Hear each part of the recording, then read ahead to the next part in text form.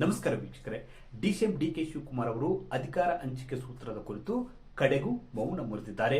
ಅಂದ್ರೆ 2.5 ವರ್ಷಗಳ ಹಿಂದೆ ಆಗಿದ್ದಂತ ಅಧಿಕಾರ ಹಂಚಿಕೆ ಸೂತ್ರದ ಕುರಿತು ಹೊರಹಾಕುವ ಮೂಲಕ ಡಿಸಿಎಂ ಡಿಕೆ ಶಿವಕುಮಾರ್ ಅವರು ನಾನು ಇನ್ನು ಮುಂದೆ ಯಾವುದೇ ಕಾರಣಕ್ಕೂ ಕಾಯುವುದಿಲ್ಲ ಮತ್ತು ಸಿಎಂ ಹುದ್ದೆಯನ್ನು ಬಿಟ್ಟು ಕೊಡುವುದಿಲ್ಲ ಎಂಬ ಸಂದೇಶವನ್ನು ನೇರವಾಗಿ ಹೈಕಮಾಂಡ್ ನಾಯಕರಿಗೆ ಮತ್ತು ಸಿಎಂ ಸಿದ್ದರಾಮಯ್ಯನವರಿಗೆ ಕಳಿಸುವಲ್ಲಿ ಡಿಸಿಎಂ ಡಿಕೆ ಶಿವಕುಮಾರ್ ಅವರು ಯಶಸ್ವಿಯಾಗಿದ್ದಾರೆ. ನೋಡಿ, ನಿನ್ನೆಯಷ್ಟೇ ಸದನದಲ್ಲಿ ಸಿಎಂ ಸಿದ್ದರಾಮಯ್ಯನವರು 5 ವರ್ಷಗಳ ಕಾಲ ನಾನೇ ಸಿಎಂ ಆಗಿರ್ತೀನಿ, ಮುಂದಿನ 2.5 ವರ್ಷಗಳ ಕಾಲ ಕೂಡ ನಾನೇ ಸಿಎಂ ಆಗಿರ್ತೀನಿ, ಅಂದ್ರೆ ಪೂರ್ಣ ಅವಧಿವರೆಗೆ ನಾನೇ ಸಿಎಂ, ಹೈಕಮಾಂಡ್ ನನ್ನ ಪರವಾಗಿದೆ, ಈ ತರದ ಯಾವುದೇ ಒಪ್ಪಂದಗಳನ್ನು ಆಗಿಲ್ಲ ಅಂತ ಸಿಎಂ ಸಿದ್ದರಾಮಯ್ಯನವರು ಪದೇ ಪದೇ ಹೇಳಿಕೆಗಳನ್ನು ನೀಡ್ತಾ ಇದ್ದಾರೆ.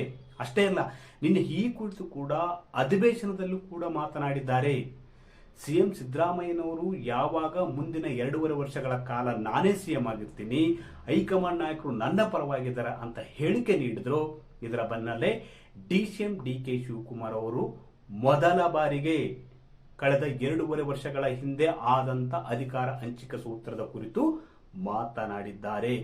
ಈ ಮೂಲಕ ಸಿಎಂ ಸಿದ್ದರಾಮಯ್ಯನವರಿಗೆ ಹಾಗೂ ಹೈಕಮಾಂಡ್ ನಾಯಕರಿಗೆ ಎಚ್ಚರಿಸುವ ಅಂದ್ರೆ ಕೊಟ್ಟ ಮಾತನ್ನು ನೆನಪಿಸುವ ಮೂಲಕ ಡಿಸಿಎಂ ಡಿಕೆ ಶಿವಕುಮಾರ್ ಅವರು ಒಂದು ಹೊಸ ದಾಳವಳಿಸಿದ್ದಾರೆ. ನೋಡಿ, ಇಲ್ಲಿ ಡಿಸಿಎಂ ಡಿಕೆ ಶಿವಕುಮಾರ್ ಅವರು ಈ ಒಂದು ಹೇಳಿಕೆ ನೀಡುವ ಮೂಲಕ 2 ಸಂದೇಶಗಳನ್ನು ಕಳಿಸಿದ್ದಾರೆ. ಮೊದಲನೇದಾಗಿ ಅವರು ಹೇಳಿದ್ದೇನಪ್ಪ ಅಂದ್ರೆ, ನನ್ನ ಮತ್ತು ಸಿಎಂ ಸಿದ್ದರಾಮಯ್ಯ ಅವರ ನಡುವೆ ಒಪ್ಪಂದವಾಗಿದೆ, ಹೈಕಮಾಂಡ್ ಮಧ್ಯಸ್ಥಿಕೆಯಲ್ಲಿಯೇ ಒಪ್ಪಂದವಾಗಿದೆ, ಆ ಒಪ್ಪಂದದಂತೆ ಇಬ್ಬರು ನಡೆದುಕೊಳ್ಳುತ್ತಿದ್ದೇವೆ ಅಂತ ಹೇಳಿದ್ದಾರೆ.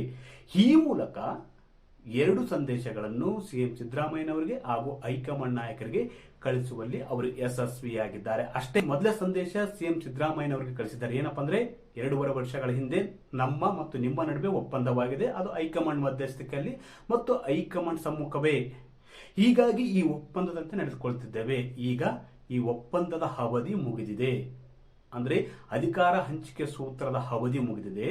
2.5 ವರ್ಷಗಳ ಕಾಲ ತಾವು ಸಿಎಂ ಆಗಿದ್ರಿ, ಮುಂದಿನ 2.5 ವರ್ಷಗಳ ಕಾಲ ನನಗೆ ನೀವು ಸಿಎಂ ಹುದ್ದೆಯನ್ನು ಬಿಟ್ಟು ಕೊಡಬೇಕು ಎಂಬ ಮಾತನ್ನು ನೆನಪಿಸಿದ್ದಾರೆ. ಅಂದ್ರೆ ಈ ಒಂದು ಮಾತು ನನ್ನ ನಿನ್ನ ನಡುವೆ ಒಪ್ಪಂದವಾಗಿದೆ, ಅದು ಹೈಕಮಾಂಡ್ ಮಧ್ಯಸ್ಥಿಕೆಯಲ್ಲಿ, ಹೈಕಮಾಂಡ್ ನಾಯಕರು ಕೂಡ ಈ ಒಂದು ಮಾತನ್ನು ನೆನಪಿಟ್ಟುಕೊಳ್ಳಬೇಕು. ಸಿಎಂ ಸಿದ್ದರಾಮಯ್ಯನವರು ಪದೇ ಪದೇ ಇಂಥದ್ದೊಂದು ಹೇಳಿಕೆ ನೀಡುವ ಮೂಲಕ 5 ವರ್ಷಗಳ ಕಾಲ ತಾವೇ ಸಿಎಂ ಆಗಿರ್ತೀನಿ ಅಂತ ಹೇಳುವ ಮೂಲಕ ಇಂಥದ್ದೊಂದು ಒಪ್ಪಂದ ಆಗಿಲ್ಲ ಎಂಬ ಭಾವನೆಯನ್ನು ಜನರ ಮನಸ್ಸಿನಲ್ಲಿ ಬರುತ್ತೆ. ಅದರಲ್ಲೂ ವಿಶೇಷವಾಗಿ ಸಿಎಂ ಸಿದ್ದರಾಮಯ್ಯನವರ ಒಂದು ನಂಬಿಕೊಂಡಂತ ಮತವರ್ಗವಿದೆಯಲ್ಲ, ಆ ಮತವರ್ಗದ ಮೇಲೆ ಈ ಒಂದು ಹೇಳಿಕೆ ಪರಿಣಾಮ ಬೀರುತ್ತೆ.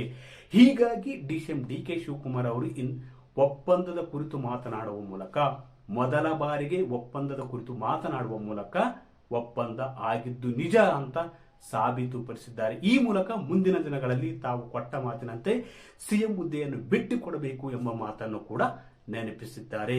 ಸಂದೇಶ ಏನಪ್ಪ ಅಂದ್ರೆ, ಈ ಒಂದು ಹೇಳಿಕೆ ನೀಡುವ ಮೂಲಕ ಹೈಕಮಾಂಡ್ ನಾಯಕರು 2.5 ವರ್ಷಗಳ ಹಿಂದೆ ತಮಗೇನು ಮಾತು ಕೊಟ್ಟಿದ್ದೀರಿ ಅಂದ್ರೆ, 2.5 ವರ್ಷದವರೆಗೆ ಸಿಎಂ ಸಿದ್ದರಾಮಯ್ಯನವರು ರಾಜ್ಯದ ಸಿಎಂ ಆಗಿರ್ತಾರೆ, ಬಳಿಕ ತಾವು ಸಿಎಂ ಆಗಿರ್ತೀರಿ ಅಂತ ಮಾತು ಕೊಟ್ಟಿದ್ದೀರಿ. ಯಾಕಂದ್ರೆ 2023 ವಿಧಾನಸಭೆ ಚುನಾವಣೆಯಲ್ಲಿ ಸಿಎಂ ಸಿದ್ದರಾಮಯ್ಯನವರ ಪಕ್ಷವನ್ನು ಅಧಿಕಾರಕ್ಕೆ ತರುವುದಕ್ಕೆ ಎಷ್ಟು ಕಾರಣವೋ ಅಷ್ಟೇ ಕಾರಣ ತಾವು ಕೂಡ ಎಂಬುದನ್ನು ಕೂಡ ನೆನಪಿಸಿದ್ದಾರೆ.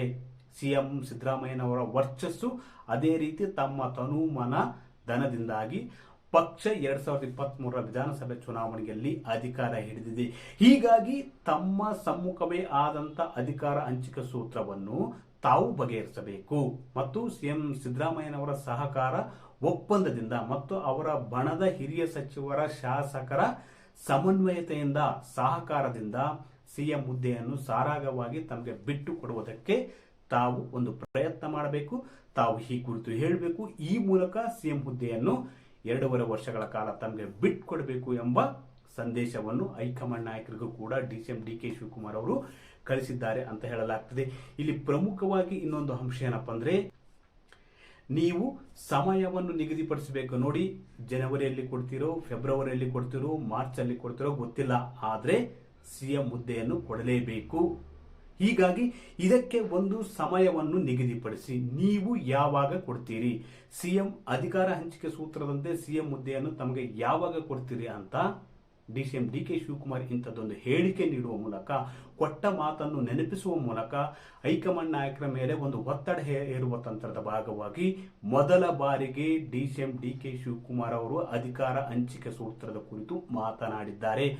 ಒಂದು ವೇಳೆ ನೀವು ನೀಡದೇ ಇದ್ರೆ ನಮ್ಮ ದಾರಿ ನನ್ನ ಮುಂದಿನ ದಾರಿ ಬೇರೆ ಇರುತ್ತದೆ ಎಂಬ ಸಂದೇಶವನ್ನು ಕೂಡ ಡಿಸಿಎಂ ಡಿಕೆ ಶಿವಕುಮಾರ್ ಅವರು ಕಳಿಸುವಲ್ಲಿ ಕೂಡ ಯಶಸ್ವಿ ಆಗಿದ್ದಾರೆ ಅಂತ ಹೇಳಲಾಗ್ತಿದೆ. ರಾಜ್ಯ ಕಾಂಗ್ರೆಸ್ನಲ್ಲಿ ಉಂಟಾಗಿರ್ತಕ್ಕಂಥ ಸಂಘರ್ಷಗಳನ್ನು ಡೆಲ್ಲಿ ಬಿಜೆಪಿ ನಾಯಕರು ತದೇಕ ಚಿತ್ತದಿಂದ ನೋಡುತ್ತಾ ಕುಳಿತಿದ್ದಾರೆ. ರಾಜ್ಯ ಕಾಂಗ್ರೆಸ್ನಲ್ಲಿ ಉಂಟಾಗಿರ್ತಕ್ಕಂಥ ಬಿಕ್ಕಟ್ಟು ಸಂಘರ್ಷವನ್ನು ಬಿಜೆಪಿಯ ಹೈಕಮಾಂಡ್ ನಾಯಕರು ಒಂದು ದೃಷ್ಟಿ ನೆಟ್ಟಿದ್ದಾರೆ. ಯಾಕಂದ್ರೆ ಸಿಎಂ ಸಿದ್ದರಾಮಯ್ಯನವರು ಸಿಎಂ ಹುದ್ದೆಯನ್ನು ತ್ಯಜಿಸುವುದಕ್ಕೆ ರೆಡಿ ಇಲ್ಲ. ಅದೇ ರೀತಿ ಡಿಸಿಎಂ ಡಿಕೆ ಶಿವಕುಮಾರ್ ಅವರು ಸಿಎಂ ಸ್ಥಾನವನ್ನು ಬಿಟ್ಟು ಕೊಡುವುದಕ್ಕೂ ಕೂಡ ರೆಡಿ ಇಲ್ಲ. ಇದರಿಂದಾಗಿ ಸಂಘರ್ಷ ತಾರಕಕ್ಕೇರುವುದು ಖಚಿತ. ಹೀಗಾಗಿ ಬಿಜೆಪಿಯ ಹೈಕಮಾಂಡ್ ನಾಯಕರು ಕರ್ನಾಟಕದತ್ತ ಒಂದು ಕಣ್ಣನ್ನು ನೆಟ್ಟಿದ್ದಾರೆ. ನೋಡಿ, ಯಾವುದೇ ರಾಜ್ಯವಿರಲಿ, ವಿರೋಧ ಪಕ್ಷವಾಗಿದ್ದಾಗ ಆಡಳಿತಾರೂಢ ಪಕ್ಷದಲ್ಲಿ ಒಂದು ಸಂಘರ್ಷ, ಅಧಿಕಾರಕ್ಕಾಗಿ ಕುರ್ಚಿ ಕಚ್ಚಾಟ ಉಂಟಾದಾಗ, ಅದು ತಾರಕಕ್ಕೇರಿದಾಗ ಅದರ ಲಾಭ ಪಡೆಯುವ ಒಂದು ಪ್ರಯತ್ನ ಯಾವುದೇ ವಿರೋಧ ಪಕ್ಷವಿದ್ರೂ ಕೂಡ ಮಾಡುತ್ತದೆ. ಆದರೆ ಕರ್ನಾಟಕದ ವಿಷಯದಲ್ಲಿ, ಕರ್ನಾಟಕ ರಾಜಕಾರಣದಲ್ಲಿ ಬಿಜೆಪಿಯ ಹೈಕಮಾಂಡ್ ನಾಯಕರು ಅವಸರ ಮಾಡುತ್ತಿಲ್ಲ. ಕಾಂಗ್ರೆಸ್ ನಾಯಕರು ಕಚ್ಚಾಡಿಕೊಂಡಿರಲಿ, ಅದರ ವಿರುದ್ಧ ಜನ ವಿರೋಧಿ ಅಲೆ ಹೇಳಲಿ ಅಂತ ಕಾಯುತ್ತಾ ಇದ್ದಾರೆ. ಒಂದು ವೇಳೆ ಈ ಕಚ್ಚಾಟ ಇನ್ನಷ್ಟು ತಾರಕಕ್ಕೇರಿದಾಗ ಬಿಜೆಪಿಯ ಹೈಕಮಾಂಡ್ ನಾಯಕರು ಎಂಟ್ರಿ ಕೊಡುವುದು ಬಹುತೇಕ ಖಚಿತ ಅಂತ ಹೇಳಲಾಗ್ತಿದೆ. ಒಟ್ಟಾರೆಯಾಗಿ ಡಿಸಿಎಂ ಡಿಕೆ ಶಿವಕುಮಾರ್ ಅವರು ಅಧಿಕಾರ ಹಂಚಿಕೆ ಸೂತ್ರದ ಕುರಿತು ಮೊದಲ ಬಾರಿಗೆ ಮಾತನಾಡುವ ಮೂಲಕ ಸಿಎಂ ಸಿದ್ದರಾಮಯ್ಯನವರಿಗೆ, ಅದೇ ರೀತಿ ಕಾಂಗ್ರೆಸ್ನ ಹೈಕಮಾಂಡ್ ನಾಯಕರಿಗೆ ಒಂದು ಸಂದೇಶ ಕಳಿಸಿದ್ದಾರೆ. ಅದೇನಪ್ಪ ಅಂದ್ರೆ, ನೀವು ಮುಂದಿನ ದಿನಗಳಲ್ಲಿ ಸಿಎಂ ಹುದ್ದೆಯನ್ನು ಬಿಟ್ಕೊಡಬೇಕು ಮತ್ತು ಹೈಕಮಾಂಡ್ ನಾಯಕರು ಇದಕ್ಕೆ ಸಮಯ ನಿಗದಿಪಡಿಸಬೇಕು ಎಂಬ ಒತ್ತಾಯವನ್ನು, ಆಗ್ರಹವನ್ನು ಈ ಒಂದು ಹೇಳಿಕೆ ಮೂಲಕ ಕಳುಹಿಸಿದ್ದಾರೆ. ವೀಕ್ಷಕರಿಗೆ ಈ ಮಾಹಿತಿ ನಿಮಗೆ ಇಷ್ಟವಾದಲ್ಲಿ ವಿಡಿಯೋ ಶೇರ್ ಮಾಡಿ, ಲೈಕ್ ಮಾಡಿ, ಕಮೆಂಟ್ ಮಾಡಿ.